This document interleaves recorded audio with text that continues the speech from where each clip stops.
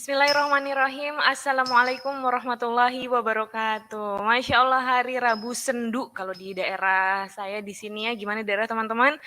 Dan hari ini kita masuk ke Ruang Rasa Ibu episode 4.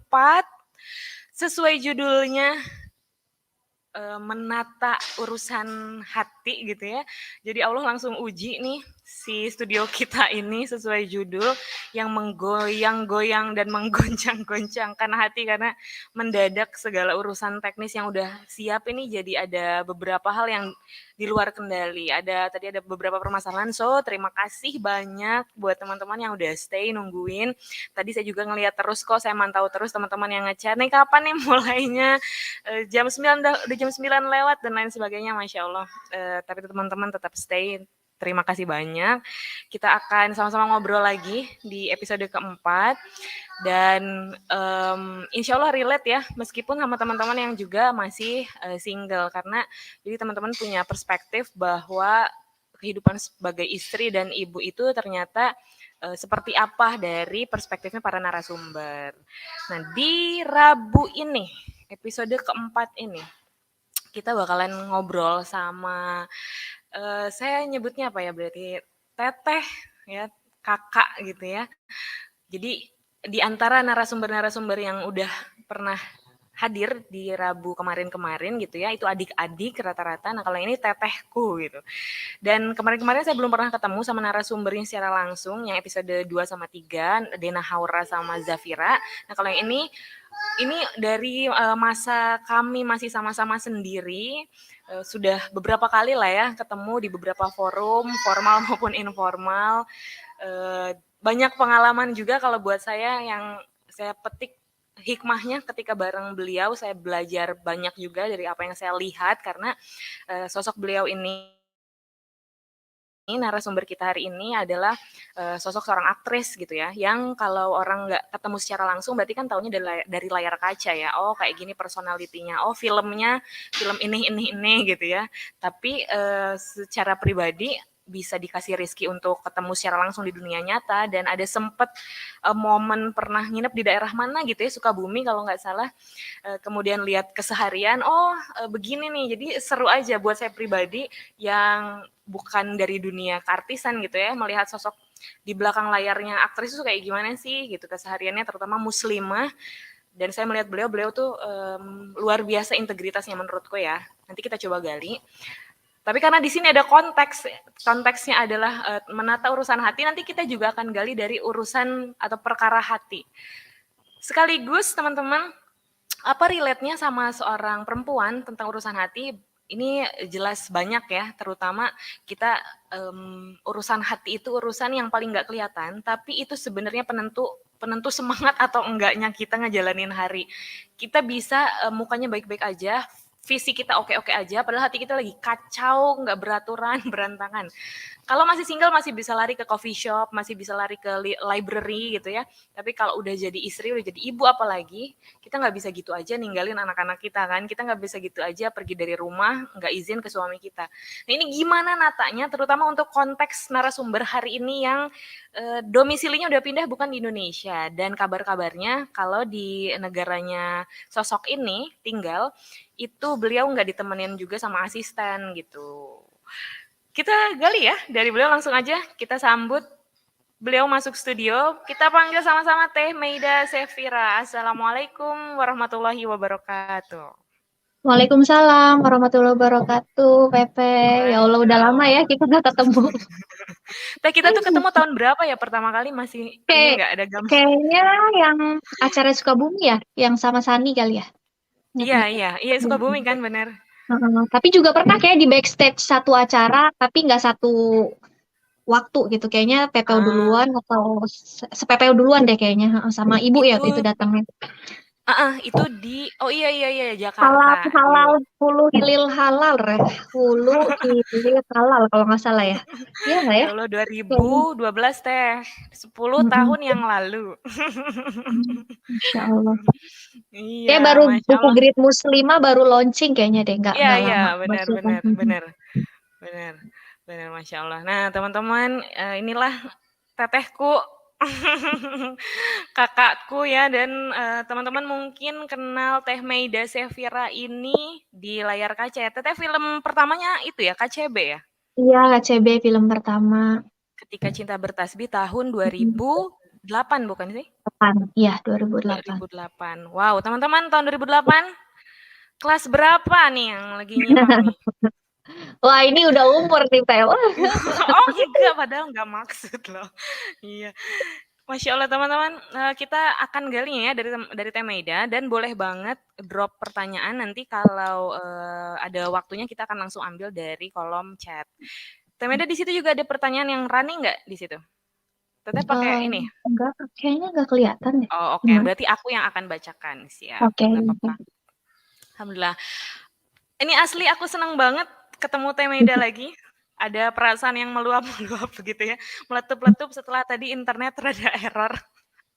Iya. Bisa melihat Teh Maida dengan lancar ini visualnya alhamdulillah. Teman-teman,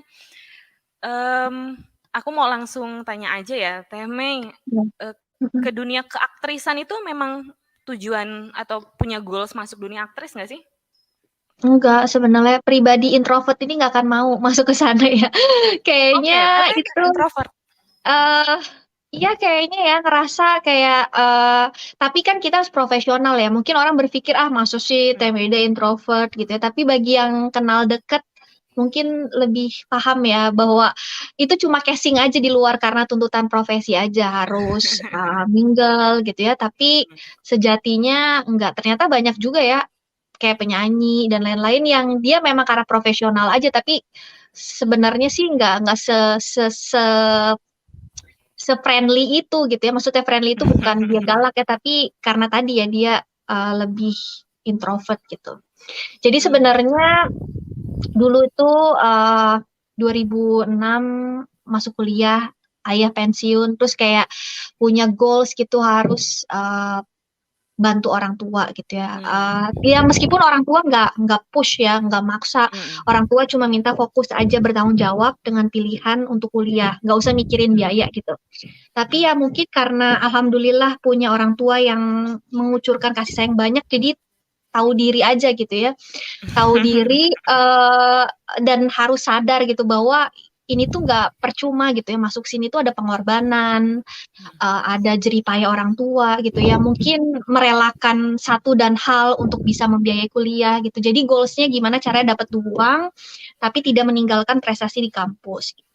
Wow. Ya udah kerja part time dan lain-lain sampai kemudian sebenarnya yang tahu pertama audisi tuh ibu ya, dan ibu juga udah tahu kalau saya emang suka baca dan udah baca novel itu dari Oke. sebelum audisinya sekitar 6 bulan sebelumnya lah, kayaknya baru-baru terbit tuh udah baca, itu juga modal minjem ya karena kayak tadi kembali lagi sadar diri aja kalau masa sih uang kuliah uang orang tua dipakai buat beli novel gitu ya, pasti lebih mending ini aja kopian kampus dan lain-lain lah keperluan kampus. Jadi minjem ke tetangga itu juga dan ibu udah tahu gitu, udah baca. Jadi kenapa nggak ikutan aja gitu. Terus juga saat itu udah menggunakan kerudung ya untuk menutup aurat. Sebelumnya memang sebelum menutup aurat tuh seringnya jadi model freelance, tapi kayak banyak tawaran film, tawaran iklan atau mungkin model video klip yang nggak diterima gitu karena kayak kayak aneh gitu. Ini bukan artis baru, cuma kayak mungkin ya karena kedekatan sama orang tua, jadi kayak punya benteng sendiri untuk memfilter gitu ya. Pasti bajunya mini-mini nih ya kan, nggak pakai kerudung ya, pasti dikasih pakai baju mini nih. Jadi kayak udah memprediksi itu, jadi nggak mau nerima itu gitu. Padahal kayak kemudian hari tahu oh band ini ternyata terkenal ya dengan single itu gitu. Padahal dulu ditawarin video klipnya gitu ya, tapi nggak mau gitu karena pasti ternyata bener ya di dalam video klipnya ya ada hal-hal yang bertentangan lah sama value diri dan value keluarga yang ditanamkan oleh orang tua, terutama ibu ya, bagaimana menjaga diri gitu ya, perempuan nggak boleh asal main sama laki-laki dan lain-lain gitu ya. Terus ayah juga hadir, alhamdulillah Jadi itulah, jadi kayak orang-orang aneh ya, kok nggak mau dan lain-lain, kayak milih-milih, bahkan kalau pemotretan itu milih. Padahal ini bukan model internasional, model Banyak yang gimana request ya, gitu ya? model iseng-iseng. Iya, requestnya tuh harus pakai polo shirt aja, atau celana mungkin selutut, rok selutut, that's it. Kalau lebih pendek nggak mau gitu. Jadi Hmm, harus tanya dulu, ini pemotretannya kayak apa gitu. Jadi hmm, emang akhirnya ya pasti nggak banyak pekerjaan ya, emang karena mungkin bukan goalsnya ada di sana ya, sehingga bisa bikin persyaratan tadi. Tapi mungkin kalau goalsnya di sana akan all hmm, out, karena goalsnya bukan di sana gitu, ya, ya. goalsnya untuk bantu orang tua dengan cara yang sesuai value keluarga, maka nggak akan Hmm, memaksakan keluar dari value itu gitu. Ya sampai hmm, akhirnya ada audisi itu, ibu bilang ikut aja, kan udah pakai kerudung nih, pasti nggak macem-macem nih ceritanya, kan udah baca juga. Terus sama Kang Abik juga, ya udah ikut aja gitu. Padahal sebenarnya nggak ada bakat acting, cuma mungkin dari kecil itu ya meskipun introvert tapi malu-malu mau gitu kali ya. Dari kecil tuh Potensinya ada sering gitu jadi ya. apa ya, kayak andalan keluarga untuk ngomong dan lain-lain gitu ya. Jadi ya udah akhirnya ikut, eh, meskipun gak ada background acting dan hal-hal lain yang diperlukan, tapi ya Hmm, karena mungkin doa orang tua ya sama niatnya untuk membantu orang tua, di situ sebenarnya jalan itu kebuka gitu. hmm. Insya Allah. Nah, teman-teman, kalau aku mau ambil insight nih, Teh Mei, jadi Hmm. filter yang dipakai oleh Teh Meida ketika terjun ke dunia masyarakat gitu ya dan berperan Hmm. di sana untuk perannya di Hmm. sini spesifiknya Teh Mei sebagai aktris, filternya ternyata berasal dari kedekatan atau relasi sama orang tua ya. Iya, iya, betul betul banget. Jadi mungkin aku dulu nggak ngaji kayak teman-teman di sini ya yang masya Allah, tapi karena tadi ya deket sama orang tua itu jadi filter yang amat kuat gitu saat berkecimpung di lokasi yang berbeda gitu dari pengalaman sebelumnya gitu. Jadi itu sangat penting ya, ternyata kerasa kedekatan sama orang tua itu sangat penting jadi benteng sesuai dengan ini ya, komunitas ini gitu, strong from home gitu, ternyata itu impactful banget gitu. Iya, iya, iya, benar-benar. Dari sudut Mm-mm. pandang nih, ini spesial sih. Dari sudut pandang sebagai anak nih, teman-teman mudah-mudahan ya, yang para single kan di sini rada nggak kebayang kalau ngomongin soal peran istri atau ibu. Mm-mm. Tapi ketika tadi Teme menuturkan sebagai seorang anak, kan kita semua akan selalu menjadi seorang anak dari orang tua kita. Mm-mm. Jadi Mm-mm. kadang suka ada pertanyaan, gimana ya caranya supaya dapat atau punya filter yang kuat ketika bergaul gitu. Mm-mm. Kalau misalnya jadi jawabannya dapat juga nih, kalau misalnya kita, belum ngaji pun, seminimal-minimalnya kita punya relasi yang baik sama orang tua. Jadi seminimal-minimalnya kita nggak mau ngecewain mereka, gitu. Ini bukan tentang Mm-mm. perilaku orang tua ke kita ya, tapi kan Mm-mm. mama aku, ke aku jahat atau papa aku ke aku gini, ini Mm-mm. bukan tentang orang tua ke kita, tapi ini tentang bagaimana feedback kita, kita mau birrul walidain nggak? Jadi kalau ada semangat birrul walidain tuh kita pasti punya Mm-mm. filter sih. Ketika kita mau macem-macem dalam tanda kutip, kita bakal Mm-mm. berpikir impact-nya bukan cuma ke kita, tapi nanti jangka panjang bahkan sampai akhirat tuh bisa ke orang tua. Mm-mm. Masya Allah. Temeng, aku mau lompat nih ke ini, ke jelang menikah, boleh ya? Iya, boleh, boleh. Temeda tuh nikah di tahun berapa teh? 2014. Oh, tahun 2014. Itu Mm-mm. prosesnya dikenalin, kenalan, ta'aruf atau gimana tuh? Jadi kayaknya jodoh itu satu circle ya. Jadi meskipun nggak pernah Nah, sebelumnya gimana ketemu tuh? satu, Merapat-merapat. kan ya kita harus jaga image ya, meskipun kita belum nikah nih teman-teman yang single, ya siapa tahu sebenarnya tuh di sekeliling itu ada ya. Ya meskipun nggak pernah Ah, ketemu sebelumnya, ternyata teman-teman saya temannya suami gitu, dari oke. acara yang berbeda gitu. Jadi Hmm. itulah namanya jodoh ya, nggak pernah tahu. Nyarinya dulu jangan-jangan di sekeliling seminar ini ada nih jodohnya gitu ya. Ada di sekitar ribuan yang pernah ditemui orang pasti ada di salah satu. Ternyata nggak juga ya. Apakah di lokasi syuting? Ternyata nggak juga. Ternyata malah Hmm. sama orang yang nggak pernah sama sekali ketemu sebelumnya gitu. Sampai benar-benar ada niatan serius. Terus tadi ya karena eh, udah ngerasa tuntas gitu ya, udah kuliah, udah punya pekerjaan. Jadi ngerasa udah cukup lah secara mental, kemudian secara pengalaman, dan kayak ngerasa udah firm gitu ya. Jadi kayak udah berarti apalagi yang mau dicari. Jadi kalau ada indikator gini laki-laki ngedeketin dengan gestur yang berbeda gitu udah kerasa gitu getarannya. Jadi ya udah dari Mhm. awal udah bilang gitu, saya nggak cari yang main-main gitu ya, carinya yang serius. Ya suamilah yang paling merespon itu dengan baik gitu ya. Dari sekian yang ada gitu ya, yang paling merespon dengan gercep dan bertanggung jawab ya Iya. suami gitu. Karena dari dulu selalu bilang gitu, kalau orang nanya kenapa sih satu saya nikah 25 tahunan ya. Kenapa sih kok Mhm. nggak nikah-nikah tuh udah pada nikah gitu. Dan bersyukurnya bukan orang dekat yang ngomong kayak gitu ya, tapi orang Mhm. di luar lingkungan keluarga. Jadi ya kayak angin lalu aja ya. Cuma kadang-kadang suka didengerin juga gitu. Apa nggak boleh? Apa karena ngejar karir? Sebenarnya kalau kenal saya deket, karir itu bukan segalanya ya. Toh ternyata setelah saya pindah ke sini juga bukan hal yang susah meninggalkan karir yang ada gitu. Karena Mmm, tadi bukan bukan tujuan itu utama. ambisinya gitu, bukan itu goalsnya gitu ya. Jadi bukan itu gitu. Cuma kan orang di luar hanya melihat cangkang aja ya, ngelihat mungkin hanya ngejar karir, nggak mau nikah, ditunda-tunda dan enggak, Mhm. emang belum ada aja mungkin laki-laki yang dikasih petunjuk sama Allah untuk berani gitu ya, ngomong sama Emang orang tua secara indikasi langsung. beraninya versi Teme itu laki-lakinya yang kayak gimana sih, Teh? Iya udah ngomong aja langsung gitu ya. Kalau mau serius ngomong Sama langsung orang orang tua tua? gitu. That's it. Itu Udah. dari sekian banyak cuman Bang Yusuf aja?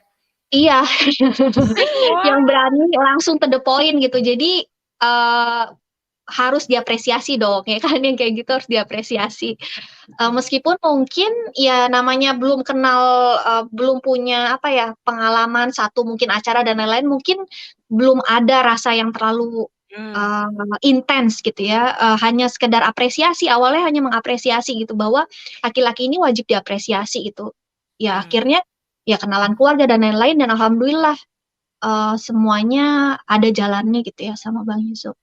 Berarti bukan dari awal kenal ya? Ini Enggak. orang baru gitu dalam hidup? Orang baru gitu yang tiba-tiba datang gitu. Yang sebenarnya beliau udah DM saya dari awal-awal KCB, cuma nggak dibales gitu karena aduh ngapain ya DM laki-laki gitu ya, bales-balesin gitu. Saya paling jarang balesin laki-laki Mhm. kecuali emang ada purpose-nya, ada tujuannya misalnya Mhm. nanya apa. Kalau di luar itu nggak dibales gitu. Nah, Mmm. beliau ini pertama nggak dibalas, kedua baru dibalas karena beliau temennya Holidi di salah satu ajang kompetisi gitu. Jadi, oh ini temannya teman saya nih, harus saya jawab nih kan nggak mungkin nggak juga gitu. Ya udah gitu habis itu hilang kontak terus tiba-tiba beliau membawa semangat baru ya berumah tangga ya udah suruh telepon orang tua aja. Dan Teh Maida ini kalau aku lihat, tapi koreksi aja ya Teh kalau salah, ini Mm-mm. tipe, ini ya, Woles aja gitu. Jadi, ya Iya emang dari syukur dulu. gitu, kalau enggak ya udah gitu ya. Iya memang kayak dari dulu tuh emang polos aja jadi nggak terlalu punya apa sesuatu yang harus gitu. Enggak gitu. Jadi ya kalau emang iya ya alhamdulillah enggak juga nggak apa-apa gitu pasti karena ada jalan yang lain gitu. Mmm. Terlalu woles kayaknya Enggak ya. terpapar sama apa Teh? Terlalu woles kali ya. Tapi memang aku lihat gini, Teh Maida itu kalau, ada satu momen kita tuh di backstage Teh waktu itu, kita lagi Hmm. ada acara apa gitu. Terus aku bawa temenku dari Bandung, pas ketemu Teh Maida tuh dia kayaknya, apa namanya, ngefans berat gitu ya, "Teh Maida, aduh aku nih baru pertama kali ketemu," dan segala macam gitu. Terus Teh Maida tuh mukanya datar aja, oh iya," gitu. Iya emang jadi apa ya mukaku nggak terlalu ekspresif sih PU jadi banyak orang-orang yang tahu gitu ya sampai sekarang juga nikah. Mungkin bahasa cintanya bukan itu kali ya, buat aku ya. Mmm, Mungkin orang ada yang bentuk love language-nya hadiah, happy banget. Nah, kalau aku apa kalau bukan, Teh Maida tapi apa? physical touch. Jadi buat aku Oh, physical touch itu yang paling pertama gitu. Jadi mmm. kalau hadiah, surprise dan lain-lain tuh flat aja gitu. Tapi kalau yang deep itu ya physical touch. Gitu. Ya makanya Ya orang-orang yang di kodarullahnya circle suami ternyata mhm. bukan physical touch. Jadi ini agak miring-miring nih. Nah ini menarik juga nih. Mhm. Jadi, yang bakalan banyak relate sama teman-teman yang ada di sini kebanyakan para istri istri muda, Mhm. para istri yang masih muda maksudnya. Ada Mhm. para istri baru gitu ya, yang baru jadi istri. Teh Meda kan nggak kenal nih sama suami ya pada awalnya, bukan orang dekat. Terus culture-nya juga kayaknya beda karena Ya Teh Meda, dan iya, ini beliau iyalah karena bangsaan meskipun Australia. sama-sama orang Indonesia tapi suami udah lama kan di Australia jadi Oh, beda gitu. Mm-mm. ada jet lag-nya nggak sih? Kita kan nggak Oh tahu ya, pasti taunya kan Tel, ya oh mau dong pasti. tahu. Ada lebih jet lag mana kayak jadi istri apa jadi ibu? Jadi istri kayaknya. Oh gitu. Apa yang paling, kerasa jet lag dan, Teteh ngerasa di situ Hmm, struggle? Kami mau dapetin ini insight-nya. Kalau jadi ibu kan kita punya feedback ya, ada suami gitu bantuin. Tapi kalau jadi istri kita bingung gitu, mau cerita takut ini masalah private ya nggak marwahnya suami dan lain-lain. Jadi banyak yang harus ditahan ya, tahan sendiri gitu. Sampai kita ketemu memang orang yang tepat untuk cerita. Tapi kan Mmm, orang yang tepat itu nggak selalu ready ya, misalnya ibu gitu nggak selalu ready. Atau bahkan setelah nikah saya sadar nih nggak semua hal yang pedih harus diceritain ke ibu karena akan jadi pikiran, nih, bahan pikiran ya buat orang tua. Akhirnya kan ditahan. Nah itu kenapa sebenarnya jadi istri itu menurut saya lebih susah daripada jadi ibu gitu. Karena kalau jadi ibu kita bisa cerita ke suami, ke orang tua, ke siapa gitu bebas ya. Tapi beda kalau kita jadi istri kan kayak mmm. segala sesuatu ada hal yang private yang kita nggak bisa cerita sama orang lain gitu. Dan orang lain yang baik pun nggak selalu ready untuk siap mendengarkan itu gitu. Mmm. Kayak gitu. Terus karakter juga ya, Teh, aku Oh sempet iya, denger kalau, suami justru lebih satset-satset gitu nggak sih? set Terus ya, Tetehnya satset, satset. ini Kayaknya sama kayak Tete nih, kebalikannya satset, satset. mayoritas orang ya. Kebalikannya mayoritas orang biasanya istri yang satset-satset ini suaminya woles banget, ini kebalikannya. Itu gimana? Iya. Apakah diseimbangkan tetehnya jadi mempercepat gerak atau Mm-mm. berdamai aja sama perbedaan itu? Lebih gimana kalau di, Bentuk berdamainya yang mempercepat gerak karena kalau kita mmm, nggak berdamai gitu ya itu jadi konflik terus ya. Kayaknya suami itu antitesis saya, begitu juga saya gitu. Jadi lucu sangat bertentangan tapi memang kita punya beberapa yang common sense yang kita memang sepakat di situ tapi mostly itu beda. Tapi ternyata setelah menikah, setelah sampai 8 tahun ngerasa, oh saya ngerti akhirnya suami saya mau apa, suami saya ngerti maunya apa gitu. Setelah 8 tahun nih ya. Sebelumnya itu kayak mmm, wah banyak banget nih pergulatan dan lain-lain. Tapi ya itulah ya uh, yang banyak untold story yang gak banyak hal yang nggak bisa diceritain gitu. Yang kita ya ya. memang harus cepat gitu untuk berdamai dengan itu gitu. Berarti kuncinya dihadapi aja gitu ya, Teh?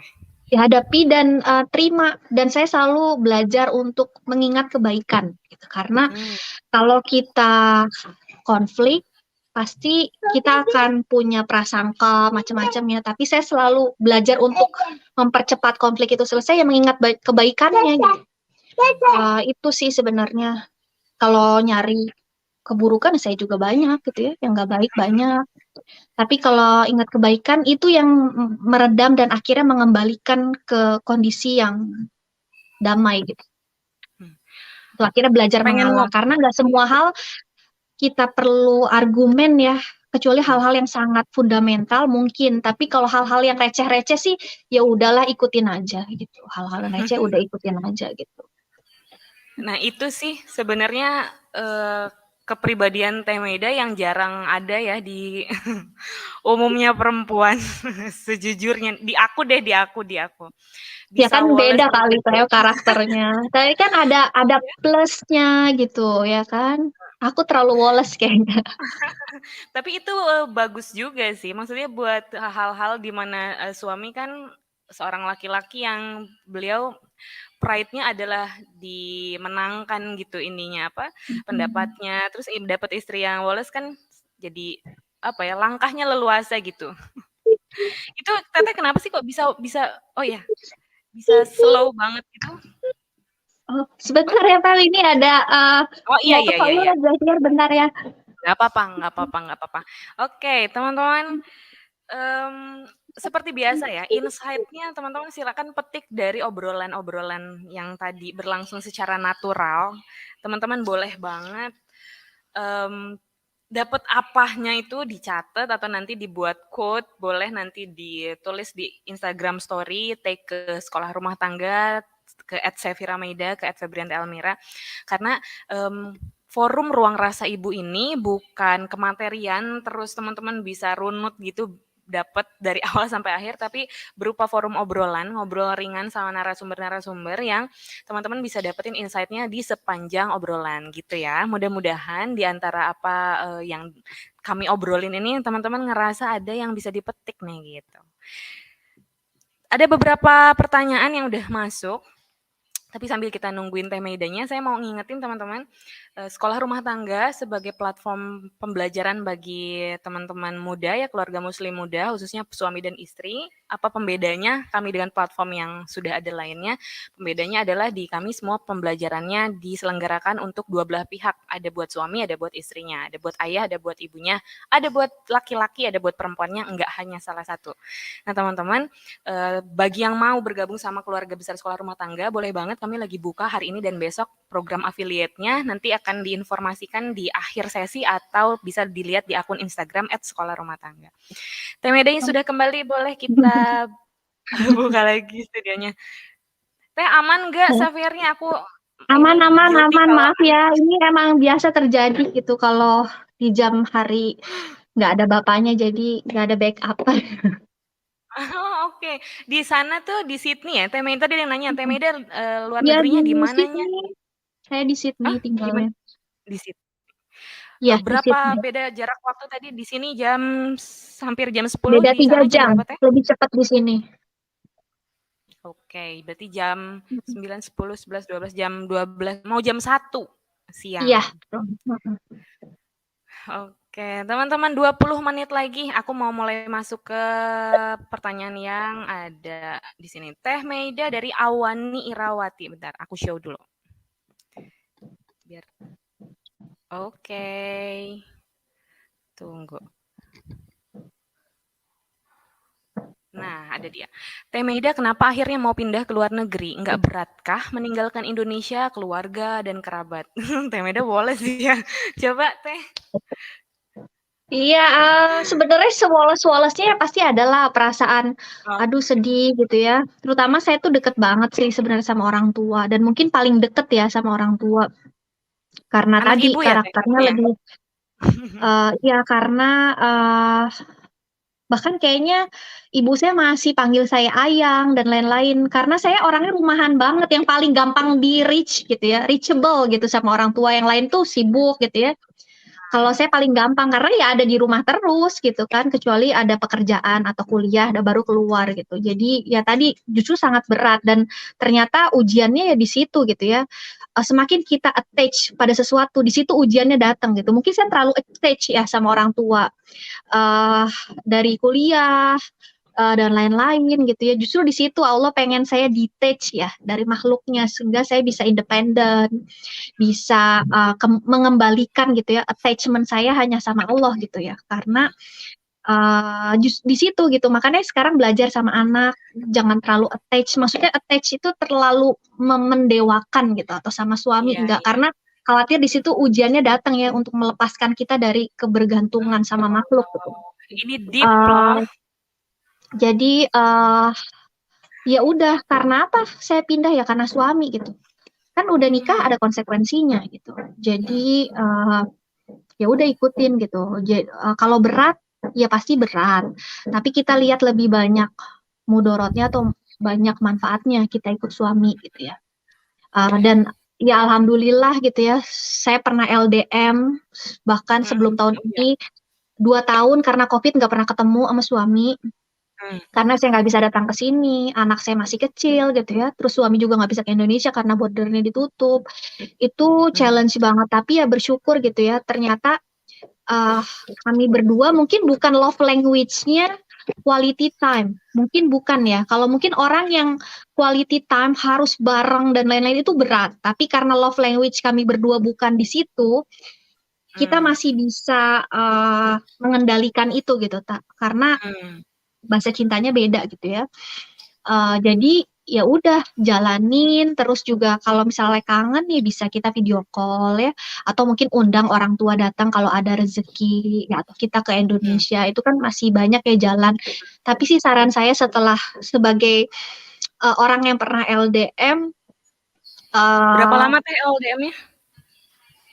kayaknya 7 tahun ya, kayaknya LDM. Wow, lama loh. Jadi jadi kalau orang bilang kan kayak Mbak Mida nggak sedih. Masalahnya love Sedih lah. language-nya bukan harus bersama Oh, gitu ya. Iya, tapi jadi love ada language nggak sih sebenarnya ada ada, ada cuma tetap karena ada tadi kan? Allah tuh baik ya. Kan Allah ya yang memberikan itu terjadi gitu. Maka Allah juga yang Ketepatan. akan memberikan solusinya. Allah yang menyibukkan saya selama di Indonesia ya kuliah, pekerjaan, anak dan lain-lain sehingga itu semua nggak berasa gitu. Hmm, Jadi percayalah saat kita merasa berat pindah ke luar negeri, misalnya suami minta, nanti Allah kasih solusinya di sana gitu. Ya hmm. mungkin kita Ya ketemu Allah. teman-teman baru seperti keluarga gitu. Gitu. Hmm. Ya Allah. Teh Meida itu pindah ke luar negeri. Aku pindah masih di dalam negeri tapi gejolaknya kayak pindah jauh banget gitu dari Ya, tempatku di sama lah sedih gitu. Cuma ya insya Allah lah semua bisa diatasi seiring berjalannya waktu ya. Iya.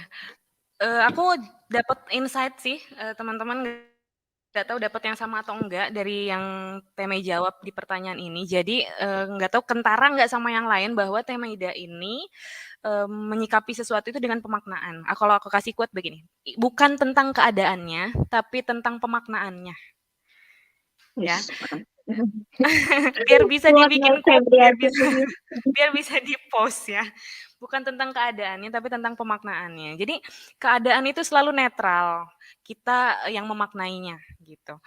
Mau pindah ke luar negeri, mau pindah dari kota ke kampung, mau pindah dari kampung ke kota, mau ngikut suami, mau dihadapkan pada kondisi LDM dan lain-lain itu gimana kita memaknainya dan Teh Maida ini tadi menyampaikan kalau beliau ternyata bisa oke-oke aja karena pemaknaannya adalah ini kan dari Allah gitu. Kalau bahasa di ininya apa istilahnya adalah ketetapan Allah pasti terbaik. Jadi pemaknaan Teh Meda adalah Teh Meda yakin semua yang terjadi itu udah pasti paling kadarnya paling pas. Jadi pasti Allah juga bantu dan punya maksud baik.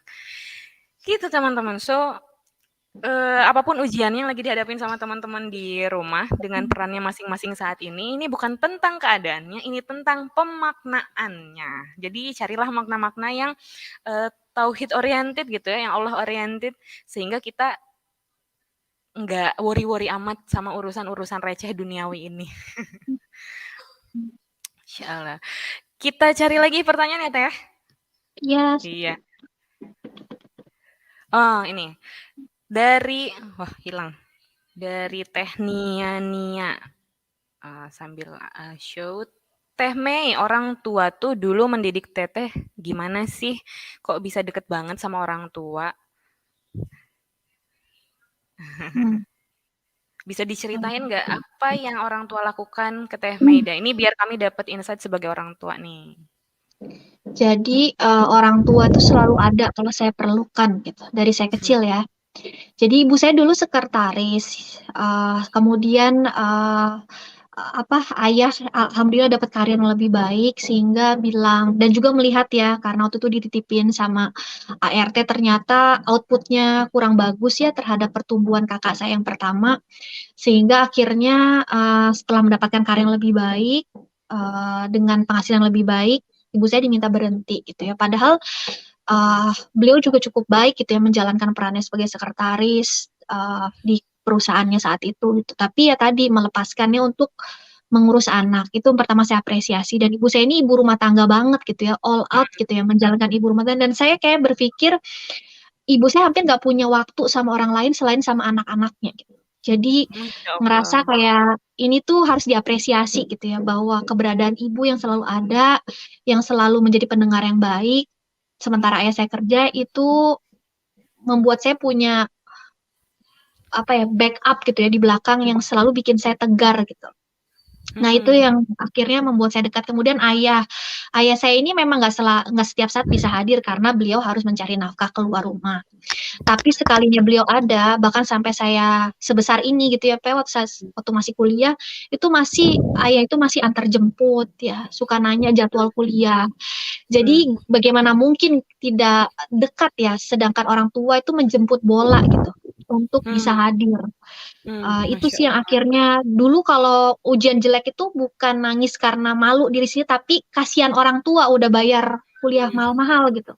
Hmm. Karena Hmm. tadi yang ngelihat perjuangan antar jemput, kemudian selalu support, apapun pilihan saya selalu disupport, selalu diada-adain biayanya gitu ya. Itu yang bikin saya ngelihat bahwa perjuangan beliau-beliau ini untuk dekat itu layak diacungi jempol, layak dibalas gitu dengan yang Hmm.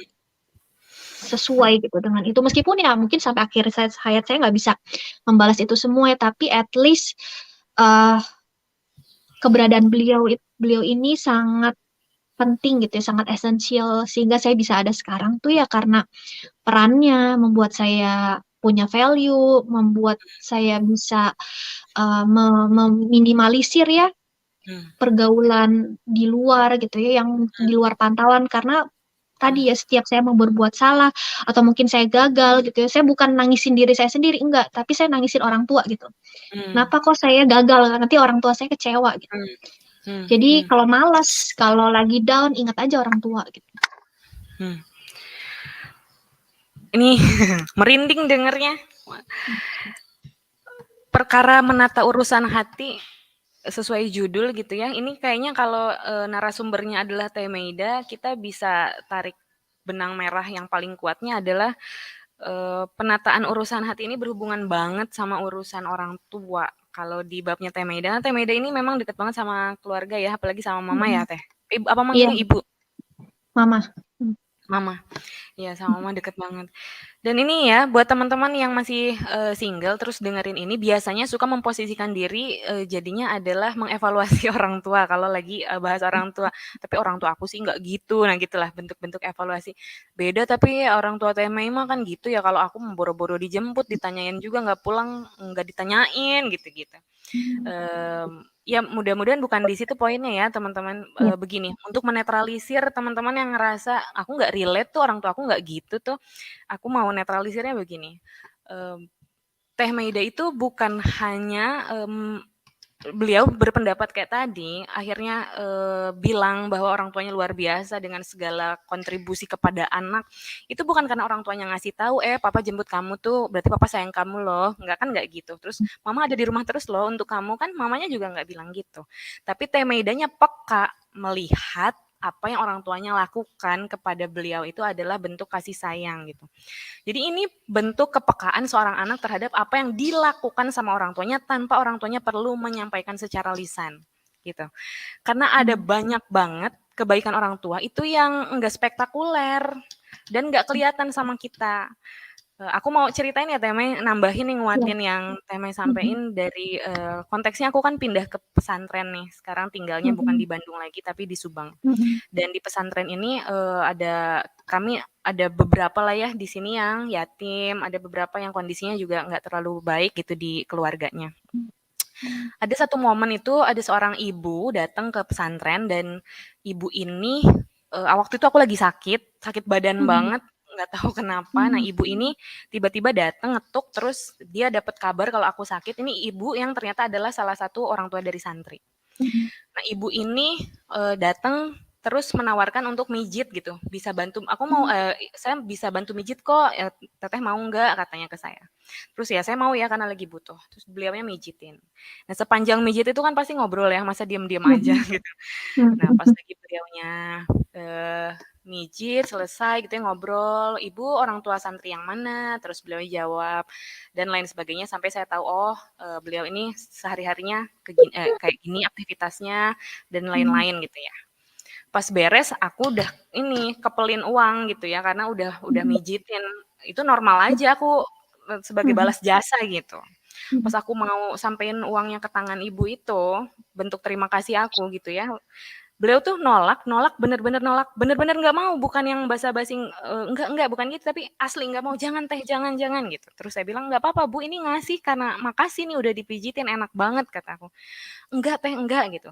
Dan satu momen ada freeze, terus beliaunya tiba-tiba ngembeng gitu, kayak mau nangis, Mm-mm. terus beliau bilang gini, "Anak saya bisa nyantri di sini aja, diterima, diperlakukan baik, tanpa memandang latar belakangnya itu sudah alhamdulillah banget Teh. Jadi saya nggak perlu yang ini, nggak perlu uang ini, saya cukup titip anak saya aja. Dan saya makasih udah bisa anak saya diterima di sini katanya. Terus beliaunya ngembeng gitu, kemudian ngesun tangan gitu ya, saya nggak bisa ngelak, beliaunya cepet banget terus pergi. Poinnya adalah saya tahu banget kondisi ekonominya ibu ini, kondisi latar belakangnya ibu ini dan anaknya. Anaknya pasti nggak tahu ibunya mijitin saya gitu.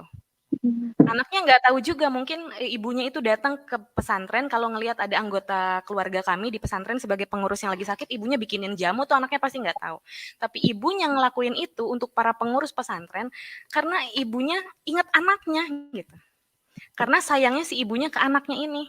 Ibunya keliling dateng kalau ini ada yang lagi sakit nggak, ada yang apa enggak gitu. Itu bukan buat kami warga pengurus pesantren bukan, tapi demi anaknya.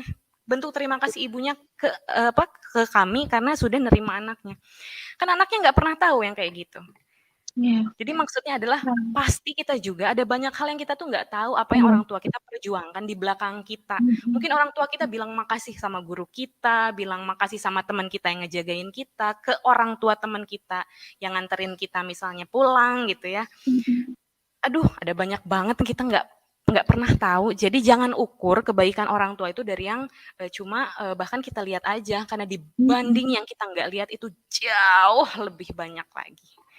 Gitu. So buat yang ngerasa nggak relate orang tua aku nggak baik kok orang tua enggak itu yang kamu tahu atau yang kamu maknai aja. Tapi di balik semua itu, di balik hatinya bahkan ada yang kamu banyak banget nggak tahu tentang kasih sayang dan curahan keperhatian, kecemasan dari orang tua untuk kamu gitu. Aku ngambang juga ya. Iya, aku jadi di situ tuh aku inget papaku dulu pernah aku nggak keterima kuliah, terus papaku ke kampus yang aku pengen, terus beliaunya berdiri di depan ruangan apa sih namanya, pokoknya rektor gitu ya. Papaku tuh berdiri, terus aku diajak, terus aku bilang, Papa udah janjian sama rektornya? Enggak, belum. Terus Papa ngapain ngajakin ke sini? Kan Neng mau kuliah di sini. Ya tapi kan kalau mau ketemu rektornya harus janjian. Nggak apa-apa, Papa tunggu aja. Nanti Papa bilang anak Papa mau masuk sini, gimana caranya gitu. Papaku nggak tahu gimana caranya, tapi beliau melakukan itu. Kalau aku nggak maknai kan bisa lewat aja momen itu. Tapi aku maknain banget, Papa aku sengusahain itu. Walaupun mungkin caranya secara teknis nggak tepat gitu. Tapi bukan itu kan poinnya. Gitu teman-teman ya. Jadi sejauh mana lagi-lagi ya ini highlight banget nih dari sesinya Teh Maida nih. Bukan tentang keadaannya tapi tentang gimana kita memaknainya. Itu ternyata menata urusan hati itu tentang pemaknaan teman-teman. Masya Allah. Teh Mei. Yeah. Oh ya, by the way Teh Mei ini juga hatinya sensitif sekali loh. Sangat lembut. Polos tapi gitu ya. Iya, observer sih aku lihat juga Teh Mei suka ngamatin tahu-tahu mellow gitu kan. Iya, berarti bagus ya ini kuat banget kekuatan hatinya. Kita masuk lagi ke pertanyaan nih, ada beberapa menit tersisa. Teman-teman, bismillah. Kita pilih ya Teh Mei. Iya, silakan. Ini menarik nih, aku juga pengen belajar tentang ini. Bismillahirrohmanirrohim dari Teh Vivin Rainada Putri. Bismillah Teh, sikap Wallace apakah terbentuk sendiri atau terbentuk karena pengalaman belajar atau karena masa lalu atau gimana ya? Jadi nggak terlalu worry menjalani hari dengan suami dan anak. Ini aku juga pengen belajar Teh. Gimana ya? Kayak tiap orang punya karakter beda-beda ya. Mungkin karakter saya Wallace juga mungkin barangkali punya ibu yang juga Wallace. Maksudnya Wallace tuh gimana ya? Jadi kalau ibu saya ngajarin ya udah gitu. Jadi kayak misalnya saya gagal, ya udah nggak usah sedih gitu. Jadi aja yang terbaik di tempat yang kamu diterima gitu. That's it gitu. Jadi nggak nuntut untuk A, B, C gitu. Karena ya alhamdulillah apapun yang saya lakukan gitu ya, itu orang tua selalu menemukan titik untuk mengapresiasi. Jadi jadi nggak jadi beban gitu ya buat saya juga. Sama kayak misalnya qadarullah gitu ya. dulu Allah ngasih saya cukup lama waktu menunggu untuk punya anak. Hmm. Ah, ibu saya bilang nggak usah sedih gitu karena ya alhamdulillahnya orang yang terdekat nggak pernah menuntut, nggak pernah nanya, nggak pernah menambah beban gitu ya. Tapi selalu beliau bilang ya udah berbuat baik aja, nggak usah nunggu punya anak untuk berbuat baik. Sekarang aja apa Hmm. yang bisa kamu lakukan untuk menjadi ibu gitu. Apa misalnya ngurus keponakan kalau kakak lagi sibuk gitu ya. Misalnya take over keponakan atau uh, in charge sama program-program yang tentang anak-anak gitu ya. Banyak aja berbuat baik gitu. Jadi hati kita nggak berat gitu ya dengan beban ekspektasi orang. Ibu saya bilang kayak gitu. Jadi sampai sekarang sih kalau saya ngerasa beban ya sama nggak mungkin ya orang Wallace tuh selalu Wallace nggak mungkin gitu. Ada Hmm. momennya juga saya punya hal yang cukup berat. Tapi ya tadi ibu saya bilang ganti aja sama berbuat baik ya sedekah, bantu orang gitu ya. Karena kalau kamu meringankan beban orang lain, Allah juga akan bantu meringankan masalah gitu. Jadi ternyata kunci itu ya sebenarnya akhirnya membuat hati itu jadi plong. Kadang kan kita punya beban, berat, dan lain-lain karena kita nggak tahu gimana rilisnya gitu ya. Kita nggak tahu Hmm. maksud Allah apa. Ya kenapa kita nggak jemput bola aja, bantu orang lain aja gitu. Hmm. Sehingga dari situ kita menemukan ketenangan ya. Karena kita ngerasa kita punya kontribusi. Kenapa sih kita jadi berat? Karena mungkin barangkali kita ngerasa dengan masalah yang ada kita nggak jadi kontribut. Nah, kenapa kita nggak jemput bola aja dengan nolong orang lain? Kan manusia akan menjadi berat ya, nggak tenang kalau ngerasa dirinya nggak punya kontribusi. Jadi ya bantu Hmm. aja Betul. sebisanya. Bantu orang tua kayak di rumah gitu ya, bantu jagain keponakan kayak. Makanya kenapa saya bilang kok mau jadi ibu nggak berat Teh Mei gitu. Secara teknis saya udah belajar jadi ibu dengan ngurus keponakan gitu ya. Jadi Hmm. keponakan saya udah sering ditinggal di rumah sama saya sebelum saya menikah gitu. Jadi untuk mengurus ya alhamdulillah ngurus bayi dan lain-lain udah punya ilmunya gitu ya sebelum menikah karena udah sering ngurus keponakan gitu ya. Dan bukan karena beban karena emang suka juga gitu. Hmm. Ya di situ mungkin Allah mengasih waktu saya untuk evaluasi, untuk mempersiapkan gitu. Karena saya selalu percaya gitu, kalau Allah menunda sesuatu, itu sebenarnya Allah ngasih kesempatan bagi kita untuk belajar, untuk Hmm. mempersiapkan diri. Ya sama kayak Hmm. saya waktu itu belum nikah menurut orang, saya sebenarnya lagi Hmm. enjoy waktu saya saat itu, enjoy bermain, enjoy berkarya, enjoy bekerja gitu. Sehingga saat saya menikah, saya nggak perlu flashback ingin mundur gitu karena kenapa sih nikah kayak gini tahu gitu. Nah alhamdulillah nggak ada statement tahu gitu dulu kayak begini, tahu gitu dulu kayak karena kan udah puas gitu di masa sebelum menikah. Nah itu yang Hmm. akhirnya mungkin jadi Wallace ya, karena udah nggak punya PR lagi, karena ya udah enjoy waktunya, enjoy dengan masalahnya, enjoy bulian orang gak nikah, enjoy kenapa nggak punya anak ya udah dilewati itu semua gitu. Dan Jadi bisa akhirnya kalau dilewati ketemu juga itu kok ya, gitu ya. ya mungkin ya by experience juga kita Experience. jadi akhirnya menerima itu semua gitu. Hmm. Ini bisa jadi juga memang karena ini ya punya kemauan untuk terus berjalan gitu meskipun apapun lah yang dikatakan orang atau ekspektasi kita mungkin nggak sampai tapi Mm-mm. ya running aja lah gitu dan ketika ternyata terus berjalan diiringi dengan tadi sangka baik ya pemaknaan-pemaknaan baik kepada Allah bukan kepada manusia ya tapi sangka baiknya langsung ke Allah dan ternyata setelah sangka baik terus dihadapi kok bisa juga kok dilewati momen-momen Mm-mm. yang dulunya sulit. Nah, pembuktian-pembuktian bahwa yang berat itu ternyata bisa juga dilewati, terus seiring jalan lagi ada yang berat lagi dilewati lagi. Akhirnya ketemu beberapa keadaan yang sulit lagi, yang kemarin juga bisa gitu. Jadi kayak udah ada mekanismenya. So Ya. pelajarannya teman-teman adalah yang sulit-sulit atau yang nggak enak didengar gitu ya dalam bentuk apapun pertanyaan, cibiran, bulian gitu dan lain-lain supaya punya mental yang kuat ya hadapi dan jalannya aja dengan sangka baik supaya terbentuk di kitanya mekanisme untuk mampu menghadapi yang lebih-lebih lagi nanti di depannya. Mm-mm. Jangan flight gitu ya, jangan lari tapi hadapi. Karena bisa jadi kedewasaan dan kematangan kita itu terbentuk dari kemauan kita pada awalnya untuk terus berjalan meskipun berat gitu ya. Itu Sama kayaknya sih satu lagi dari kan ya teh.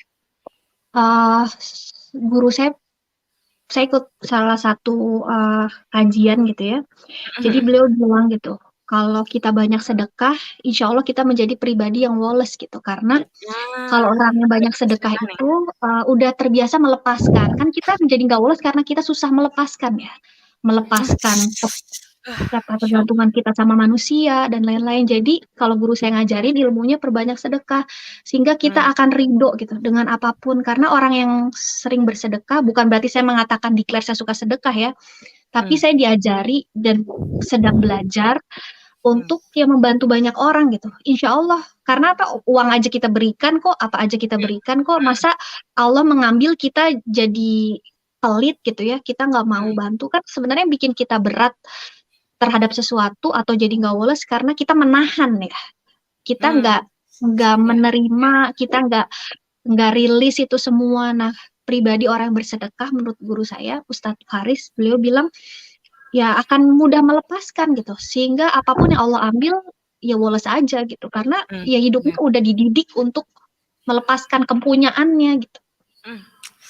Ya, ini setuju banget Teh Maida, terima kasih nih udah ngingetin di akhir-akhir ini karena sayang banget kalau tadi nggak sempat kebahas. Teman-teman, ini aku setuju banget dan mudah-mudahan teman-teman juga bisa dapetin poinnya.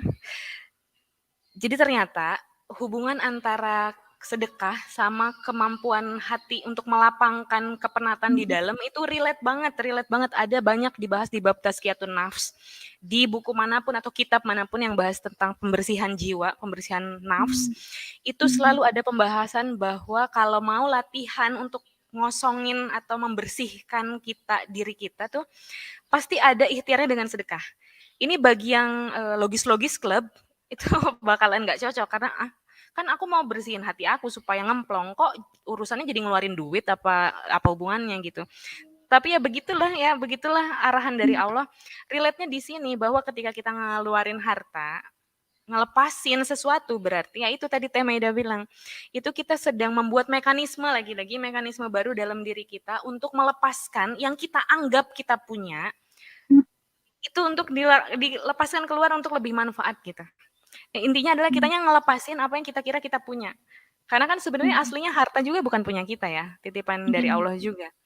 Jadi latihan ngelepasin itu sama dengan kitanya lagi membentuk mekanisme dalam diri untuk melepaskan yang kita kira kita punya, padahal kita nggak pernah punya apa-apa. Nantinya ngefeknya ke hati. Apa yang kira-kira nggak terlalu penting-penting banget, gampang hilangnya gitu. Itu sih Wallace juga dari situ. Itu keren banget asli. Teman-teman makanya boleh banget yang punya azam langkah-langkah ikhtiar teknis buat melapangkan hati itu dari sedekah gitu ya. Itu keren banget Teh Maida. Terakhir Teh Mei, ini aku mau tanyain terakhir boleh ya Teh? Boleh, boleh. Pendapat Teh Maida tentang mimpi-mimpi seorang perempuan yang harus ditunda setelah jadi ibu gimana? Betulkah atau gimana? Sebenarnya kan jadi ibu juga mimpi ya. Ya enggak? Itu dia kuncinya. Iya. Iya, jadi ibu juga mimpi kan. Kayaknya mostly orang nikah pengen jadi ibu gitu ya. Pengen merasakan pengalaman itu gitu ya. Kemuliaan yang didapat dari menjadi ibu gitu ya. Meskipun uh, waktunya berbeda-beda, mungkin prosesnya berbeda-beda, termasuk dulu juga kepikiran nih, udah kalau belum Allah kasih anak biologis, ya udah perbanyak aja ya anak ideologis gitu. Karena kan Hmm. umur nggak ada yang tahu gitu, jangan nunggu punya anak biologis dulu baru dididik gitu. Kenapa nggak anak orang aja yang ditemui di seminar dan lain, jadikan anak ideologis gitu, sehingga kita udah punya banyak, ya ada amal jariah lah dari anak-anak ideologis itu gitu ya, kalau terpakai gitu ya ilmunya itu ya. Terus kemudian uh, kenapa? Apa yang membuat kita sedih karena kita nggak hidup di waktu itu gitu. Atau Hmm. kalau orang bilang sekarang kan istilahnya mindfulness ya, hadir utuh sadar penuh. Banyak orang kehilangan momen sehingga jadi bersedih gitu. Kenapa nggak fokus aja sama momen itu gitu? Kok mungkin saya pun sekarang nih kalau tidak melihat momen pasti banyak hal yang harus disesali gitu ya. Masih bisa mengembangkan karir, kemudian dan lain-lain. Tapi kenapa coba nggak ngelihat nih yang sekarang suami alhamdulillah sehat, karirnya lancar, alhamdulillah ya dengan izin Allah, anak sehat, tumbuh kembangnya sesuai ya. Kemudian dan hal-hal baik lainnya yang bisa dilihat yang barangkali akan hilang gitu ya sedikit gitu ya kalau saya nggak hadir di sana gitu. Hmm. nggak hadir dua-duanya di sana. Tapi ya udah. Terus kemudian apalagi yang membuat kita harus sadar. Jadi saya ikut kajian lagi, makanya penting ya ikut kajian itu bisa membuka pola pikir Belajar kita. Saya terus ikut ya Teh. kajian sama Ustadz Bendri tentang mendidik Hmm. anak. Jadi salah satu bab yang beliau bahas sebelum masuk ke materi inti yaitu apa sih keutamaan wanita itu gitu ya. Jadi kalau kita lihat dari hadis yang sebuah hadis gitu yang mengatakan bahwa ada 4 wanita penghulu surga ya, Khadijah, Fatimah, Asia, Maryam. Semuanya itu bukan soal kecantikan, beliau-beliau ini dimuliakan. Karena kalau soal cantik, Siti Hawa itu dianugerahi setengah kecantikan dunia. Ya. Hmm. Tapi beliau-beliau ini bukan masalah cantik, memang cantik, tapi bukan the most beautiful in the world. Bukan ya. Apakah masalah piala? Bukan juga, karena beliau-beliau ini juga bukan pribadi yang kompetitif, berlomba, dapat piala, nggak ada zaman itu piala ya. Tapi Hmm. ternyata ada 2 hal utama dari keempat wanita agung ini, yaitu yang pertama menjaga kesucian diri, yang kedua mendukung kiprah laki-laki sekelilingnya menjadi nabi. Gitu itu kayak Hmm. pak saya gitu ya. Percuma saya punya karir bagus, gaji oke, tapi long distance misalnya saat itu ya saya nggak bisa utuh mengurus suami gitu ya. Anak juga meskipun saya bisa urus tanpa ART, tanpa babysitter saat itu, tapi anak ini kehilangan momen sama ayahnya gitu ya. Hmm. Ada gap gitu kehilangan momen, apalagi anak saya laki-laki ya, perlu kehadiran laki-laki meskipun ada eyangnya, ada omnya, tapi beda gitu ya, treatment ayah sama eyang sama om kan beda ya kalau ke anak sendiri gitu. Itu terus kemudian kok nabi sih? Emang nabi zaman sekarang ada enggak? Nabi itu yang dimaksud kalau kita relate ke diri kita sekarang adalah ulama atau para ahli ilmu. Kalau kita support laki-laki sekeliling kita jadi versi terbaik dirinya di karirnya, kemudian spiritualnya, kemudian mentalnya, di situ sebenarnya mudah-mudahan insya Allah kita digolongkan yang sama gitu ya dengan wanita-wanita tadi gitu. Jadi why kita harus ambisius? Itu saya ngomong sama diri saya ya, untuk karir Hmm. saya. Kalau saya punya shortcut nih sebenarnya untuk bisa termasuk ciri-ciri wanita yang Allah muliakan tadi dengan apa? Membantu, memfasilitasi laki-laki sekeliling saya untuk menjadi versi terbaik dirinya gitu. Karena mereka-mereka akan jadi pemimpin, jadi leader gitu. Jadi itu sih akhirnya itu yang meredam ego saya bener-bener sampai maksimal gitu. Oke, berarti ya udah dukung aja laki-laki ya. Kalaupun ada pekerjaan bukan sesuatu yang ngoyo gitu ya, karena tadi ingat lagi, oh iya, ini lebih utama. Ya seperti yang sering Pepel bilang ya kan, meluaskan manfaat berarti dari kecil sampai luas ya. Kecil ini kan partnya adalah Hmm. keluarga. Wow. Ini udah pada dapet ya ininya poinnya. Jadi aku nggak perlu kasih Kalau highlight yang lagi, belum Masya nikah ya Allah. dukung ayahnya, ya nggak dukung adiknya. Ya. Kakaknya kan nanti bilang, kak saya belum nikah kak gitu ya. Ya udah dukung laki-laki sekelilingnya gitu. Dengan kita juga Iya. mendidik diri kan nggak mungkin kita jadi supporter kalau kita nggak belajar Hmm. juga. Mm-mm. Mhm. Dan memang kalau untuk ngelihat yang gini nggak bisa pakai kacamata dunia ya Teh Mei, karena jatuhnya kan Benar, kalau hanya duniawi aja kita bakal lihat, "Ah, akunya cuma jadi supporter, akunya cuma di belakang, benar, kita dukung laki, benar. terus kita di belakang gitu Mm-mm. nggak jadi siapa-siapa." Ya ini gimana kita, memandang ya, kalau pakai sudut pandang duniawi ya mungkin akan begitu rasanya, tapi kan kita nggak pakai kacamata itu untuk ngelihat hal ini. Apa sih yang kita Mm-mm. kejar kan emang dunianya kan bukan. Tempat tinggal Iya. pulang kita nanti di akhirat, kacamata itu yang kita pakai bahwa ini bukan tentang di depan atau di belakang, ini tentang optimalisasi tugas sebagai hamba Allah gitu. Depan Mm-mm. belakang kan urusan posisi. Posisi ini nggak Iya, menentukan prestasi kan sebenarnya iya, kalau dalam betul. urusan akhirat. Ini adalah urusan tentang dimanapun posisi kita, kita optimal gitu. Dan Allah Mm-mm. nempatin perempuan bukan sebagai manusia kelas 2 kok. Kalau di dalam Islam konsepnya justru Mm-mm. sebagai supporter terbaik itu ketika si yang kita support ini ngerjain amal soleh atau dapat prestasi yang bermanfaat buat orang, emang kita nggak kebagian? Kebagian kali, banyak malah gitu kan. Apalagi Iya. kalau kita nge-supportnya banyak orang, kita dapat kucuran pahalanya dari mana-mana, kan itu keren banget. Mm-mm. Jadi ini tentang kita mau pakai kacamata yang mana. Kalau mau pakai kacamata duniawi ya kita bakal ngerasa lah peran aku bukan apa-apa. Ya Iya. bakal gitu. Itu berarti salah pakai kacamata. Boleh diganti deh kacamatanya gitu ya. Sama kacamata yang lebih jauh lagi ngelihatnya. Insya Allah lebih tenang. Masya Allah, Teh Maida, terima kasih ya. Ini masih banyak Sama-sama. lagi yang nanya, tapi kita nggak bisa lanjutkan karena kita sudah berjanji pada keluarga masing-masing, kepada anak-anak yang kecil-kecil, untuk kembali ke mereka. Sudah jam 10 lewat. Terima kasih Teh Maida kebersamaannya. Sama-sama. Alhamdulillah. Barakallahu Oke. fikum. Wafik barakallah. Tetap. Iya, Teh Maida, mudah-mudahan bisa silaturahim secara langsung lagi di kesempatan yang lain ya. Insya Mudah-mudahan Allah. entah aku ke sana, ke Amin, sini amin, atau amin. iya, mudah-mudahan ya ada lagi. Alhamdulillah, terima kasih sekali lagi. Temanya boleh kalau mau ada apa, closing statement atau poin yang mau di-highlight untuk menata urusan hati silahkan. eh Tadi kayak udah sempat PPL singgung ya. Jadi fokus aja sama diri sendiri. Saya mengutip pernyataan salah satu penulis buku favorit, Dr. Ed Al-Qarni yang bikin buku Latazan. Beliau bilang gitu, kalau kita melihat kegelapan di dunia, nyalakan aja pelita dalam diri, gak usah misuh-misuh gitu ya, ngelihat banyak kemaksiatan dan lain-lain. Kan kita punya keterbatasan ya untuk menghandle itu semua. Kenapa kita nggak lihat insight, mengevaluasi apa yang bisa kita berikan nih untuk memadamkan atau untuk menyalakan kegelapan tadi gitu dengan kapasitas yang udah Allah kasih sama kita. Itu yang sering luput ya. Kita seringnya melihat satu case, kalau ada keburukan kita blaming gitu. A, B, C orang lain. Tapi kenapa kita nggak ngeliat diri sendiri? Misalnya kita lihat kriminalitas. Kita lihat, oh jangan-jangan kita nggak peduli nih sama tetangga kita yang kelaparan sehingga Hmm. men-trigger uh, tadi gitu ya untuk melakukan kriminal gitu ya. Hmm. Instead of kita menyalahkan gitu ya, karena selalu pasti ada reason ya. Orang Hmm. berbuat jahat, orang berbuat maksiat, walau alam, who knows kita in charge di dalamnya karena kita acuh tak Hmm. acuh gitu ya.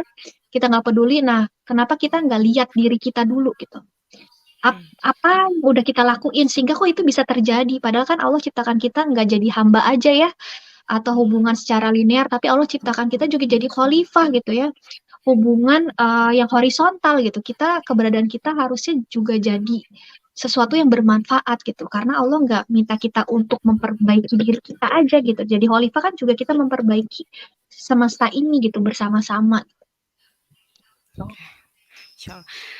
Jadi teman-teman, evaluasi juga ketika ada sesuatu langsung ke dalam diri apa yang bisa kita kontribusikan, apa yang bisa kita lakukan gitu ya Teh. Karena kita juga khalifahnya Allah, wakilnya Allah di muka bumi, Masya Allah. Aku dapat banyak hari ini, terima kasih sekali lagi Teh Maida. Alhamdulillah, anakku pun sudah memanggil-manggil. Iya. Terima kasih sekali lagi. Teh Maida boleh ucapkan salam lagi dan boleh meninggalkan studio. Oke, Terima kasih sekali terima lagi. kasih Jazakumullah khairan katsiran, Pepel, teman-teman dari Ruang Rasa Ibu, semua audiens yang udah hadir. Semoga Allah menjaga keimanan kita, membuat kita cinta terhadap keimanan, membuat kita benci terhadap kekufuran, kedurhakaan, dan mudah-mudahan Allah mampukan dan kuatkan kita jadi tutur kata yang baik bagi generasi selanjutnya. Amin, amin, amin. Amin ya Allah ya Rabbal Alamin. Terima kasih Teh Meida sekali lagi. Ya, sama-sama. Iya. Mohon maaf lahir batin ya. Iya. Assalamualaikum warahmatullahi wabarakatuh. Waalaikumsalam warahmatullahi wabarakatuh. Dadah. Hai, Dadah. Safir. Dadah. Udah Assalamualaikum. gede, Masya Allah. Dadah. Mirip banget ayahnya, Masya Allah. Iya, di kopian ya. Dadah, Assalamualaikum. Safir. Dadah. Waalaikumsalam. Assalamualaikum. Iya, alhamdulillah teman-teman. Dapat banyak hari ini. Sekali lagi ya, ini teman-teman yang belajar di Ruang Rasa Ibu harus jadi pembelajar mandiri yang dapetin insight dari apa yang dituturkan atau obrolan ringan yang memang ngalir. Saya sih dapat banyak banget. Dan saya mau tahu juga teman-teman dapat apa, jadi boleh banget resume atau insight yang paling kena banget itu ditulis di Instagram Story, boleh di mention ke @sefirameida, ke @sekolah rumah tangga, dan ke @febrianti almira, nanti kami akan repost insya Allah. Dan di akhir sesi Rabu ini dengan tema menata urusan hati, saya mau kasih satu ayat yang ada hubungannya banget sama ketenangan ya, karena kita mencari banget ketenangan. Teman-teman boleh nanti kaji lebih dalam di kajian-kajian yang mungkin ada hubungannya sama ini atau tanya ke ustazahnya untuk membahas lebih dalam tentang ini. Tapi saya hanya kasih ayatnya aja buat teman-teman kaji ya di Quran surat Al-Fat ayat 4 ya. Quran surat Al-Fatnya sendiri Quran surat 48. Artinya Bismillahirrahmanirrahim, dialah Allah yang telah menurunkan ketenangan ke dalam hati orang-orang mukmin untuk menambah keimanan atas keimanan mereka yang telah ada. Dan milik Allah lah bala tentara langit dan bumi, dan Allah maha mengetahui, maha bijaksana. ayat ini tentang syarat tenangnya hati. Jadi di sini jelas banget bahwa Allah lah yang menurunkan ketenangan ke dalam hati. Jadi ketenangan itu nggak ada dari tempat, tidak berhubungan, tidak ada korelasinya sebetulnya dengan bersih, rapi gitu ya. Ya buat ibu-ibu kan ini relate ya. Rumahku berantakan sih, jadi hatiku berantakan. Sebenarnya bisa disanggah karena ketenangan bukan tentang itu. Ketenangan adalah tentang Allah mau ngasih atau enggak gitu. Nah, menariknya adalah untuk supaya Allah bisa ngasih ketenangan ke hati kita sebagai seorang perempuan ya yang berkiprah di dunia rumah tangga, syaratnya ketenangan itu datang kalau kitanya mukmin, yaitu beriman. Karena ketenangan yang Allah kasih punya fungsi menambah keimanan atas keimanan. Jadi Allah kasih tenang supaya Allah juga kasih tambahan kadar iman yang ada di hati kita. Jadi kita yang udah beriman, Allah kasih tenang supaya tambah beriman. So kalau nggak punya iman lagi kosong, itu memang nggak akan tenang. Maka ikhtiar paling dahsyatnya adalah tingkatkan dulu kualitas keimanan kitanya. Nanti Allah kasih tenang dan bertambah-tambah lagi kualitas keimanan kita. Gitu. Masya Allah. Sekali lagi untuk teknisnya teman-teman yang selaras sama value-nya sekolah rumah tangga sebagai platform pembelajaran buat keluarga muda muslim di Indonesia yang tidak hanya satu pihak aja, tapi kami setiap bikin program belajar ataupun buku-buku selalu komplit perempuan dan laki-lakinya, pembelajarannya ayah dan ibunya, suami dan istrinya, laki-laki dan perempuannya. Teman-temannya relate sama kami dengan value strong from home bahwa keluarga itu harus kuat dari dalam rumah. Yuk join di afiliatnya sekolah rumah tangga. Kalau teman-teman join bisa nanti bantu kami meluaskan nilai-nilai sekolah rumah tangga melalui bukunya atau program-program belajarnya dan teman-teman bisa dapetin keuntungan ya secara materi dari proses yang teman-teman tempuh sebagai afiliat atau tim penjualannya sekolah rumah tangga. Dan akan ketemu sama saya, sama Kang Ulum, suami saya, dan juga tim pemasaran di sekolah rumah tangga di hari yang ditentukan. Teman-teman pokoknya kalau mau tahu infonya komplit, langsung ke akun @sekolah-rumah-tangga. Di sana ada penjelasannya di postingan yang ada tulisannya join atau open affiliate sekolah rumah tangga. Kami tunggu jadi keluarga besar kami, kita sama-sama mewujudkan keluarga-keluarga kuat dari dalam rumah, dimulai dari suami istrinya, ayah ibunya, laki-laki dan perempuannya gitu ya. Terima kasih sekali lagi kebersamaannya. Kita ketemu lagi insya Allah di pekan depan hari Rabu. Dan Rabu ini jadwalnya saya ketemu sama Ara Kusuma. Ara Kusuma ini adalah seorang anak dari pasangan ayah dan ibu yang luar biasa. Ini ayah dan ibunya justru adalah kawan saya. Nah ini anaknya yang mau saya ajak ngobrol. Supaya ini akhirnya ya jadi episode yang relate sama para anak. Dan kita semua mau siapapun perannya, udah istri, udah ibu, kan tetap juga anak. Jadi ini akan nyambung sama semuanya. Apa yang bisa kita dapat, kita petik dari Ara itu pekan depan. Insya Allah ya di hari Rabu. Terima kasih sekali lagi. Wassalamualaikum warahmatullahi wabarakatuh.